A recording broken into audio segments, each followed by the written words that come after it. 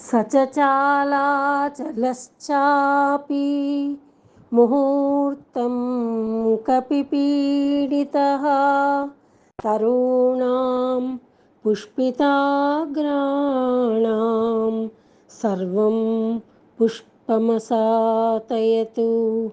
तेन पादपमुक्तेन पुष्पौघ्रेण सुगन्धिना सर्वतः संवृतशैलो बभौ पुष्पमयो यथा तेन चोत्तमवीर्येण पीड्यमानः स पर्वतः सलिलं सम्प्रसुस्राव मदं मत्त इव द्विपः पीड्यमानस्तु बलिना महेन्द्रस्तेन पर्वतः रीतिः निर्वर्तयामास काञ्चनाञ्जनराजतीः मुमोच च शिलाशैलो विशालाः समनशिलाः मध्यमेनार्चिषा जुष्टो धूमराजीरिवानलः गिरिणा पीड्यमानेन पीड्यमानानि सर्वतः गुहाविष्टानि भूतानि विनेदुर्विकृतैश्वरैः समः सत्त्वसन्नादः शैलपीडानिमित्तजः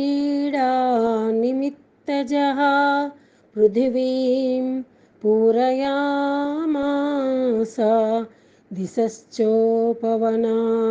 च शिरोभिः पृथिभिः सर्पा व्यक्तस्वस्तिकलक्षणैः वमन्तः पावकं घोरं ददं सुर्दशनैः शिलाः ఆ పర్వతము స్థావరమే అయినను మారుతి గట్టిగా అదుముటచే అది కొన్ని క్షణాల పాటు కంపించెను.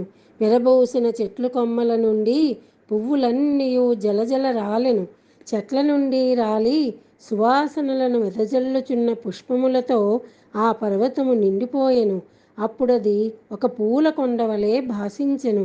ఆ మహావీరునిచే అదుముబడిన ఆ పర్వతము ఒక భద్రగజము మధుజలమును వలె జలధారలు స్రవింపజేసెను.